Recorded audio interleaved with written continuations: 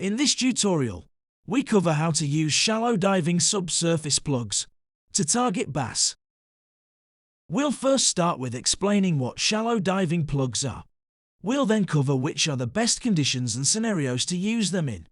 We'll then take a look at the methods of how to use them to their full potential. We'll take you through the ideal tackle setup to use, as well as which specific lures will suit which situation. So, what are shallow diving plugs? Shallow diving subsurface plugs are a solid style lure typically made from plastic, metal or wood. When they are initially cast, they will float in the top layer of the water. It's only as they are retrieved that these types of lure will dive down below the surface of the water. On the front of these lures is a diving vane. The larger the size of this vane, the deeper and faster the lure can typically dive. In addition, the steeper the angle of the diving vane, the deeper and faster the lure will dive. Most shallow-style subsurface lures of this type will have a typical maximum working depth of between less than 1 meter to less than 2 meters, depending on the above-mentioned factors and how it is used.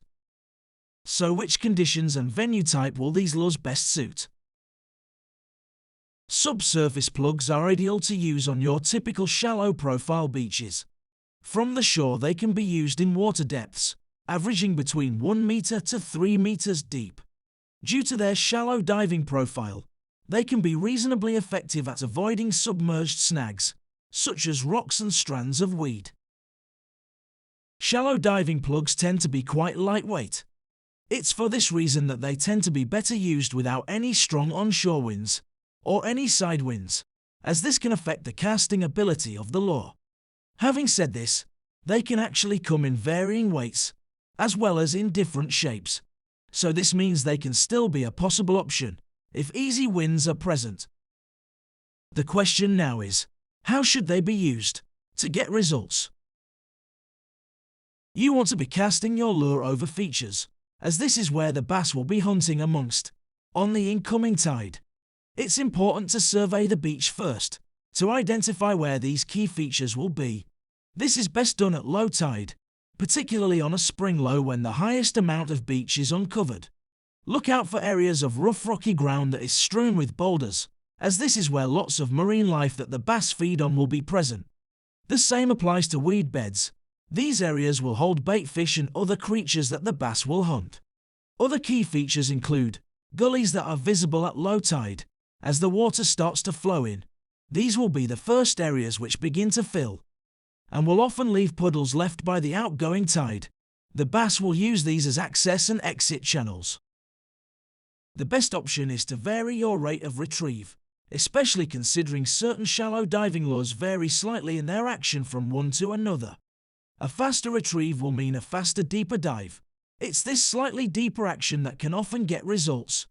But always be aware that this also increases your chances of hitting snags. So remember where these features are as they become covered with the incoming tide. This is especially true for feature points such as weed beds, which can stand tall in the water when they otherwise lay flat when the tide is out. A good way to induce a bite is to momentarily stop retrieving. This can cause the lure to pause and rise in the water. It's often immediately after this action, as you begin retrieving again, that a bass can take the lure. So what are our options in terms of rod, reel and other tackle? The setup that you choose will be defined by what type of ground you fish over.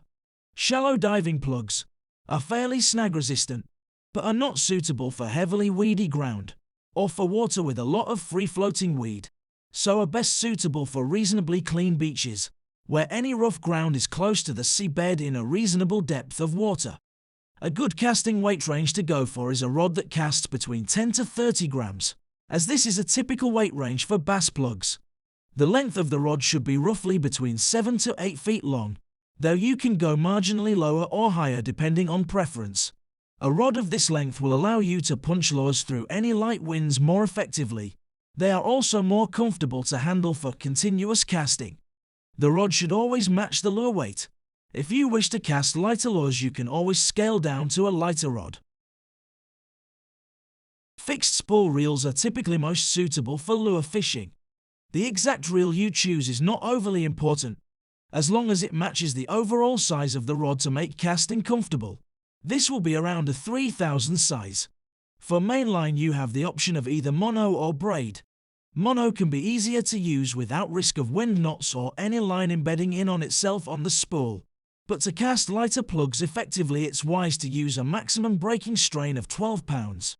Braid can gain you a small amount of distance on the cast, but can have the problems previously mentioned. Starting off by scaling up to 20 pounds can be a wise move if new to using braid. Then you can scale down to 15 pounds once you are used to using it. Use a fluorocarbon leader running from your reel to your lure to add stealth and abrasion resistance to your setup. This should at least match whichever mainline breaking strain you have. So which lure will best suit? In lower light levels such as around dawn and dusk, if water clarity is reasonably clear, opting for a dark-coloured lure can help cast a silhouette, making your lure more visible. The same can be said when using reflective lures that give off a shimmer when weather is bright and sunny. If fishing in water that is carrying some sediment and colour, opting for a brightly coloured lure could improve the visibility. Use colours such as bright red, yellow, or green. Lures that contain a rattle chamber, or even segmented star lures, can give off noise and vibration that can help attract bass, especially in water carrying some colour or in low light conditions. Don't forget, if you need to cast through wind, using heavier lures will punch through easier. The same applies for using lures that have a more aerodynamic shape. Always remember that your chosen lure should match the casting range of your rod. Want to know more about the tidal and weather conditions that will suit bass? Then check out our video on shallow beach bass fishing showing here. There's also a bass spinning video which covers how and when to use spinning lures to better hit the distance. We've also included a video that covers how to use jelly lures in weedy conditions. Until next time.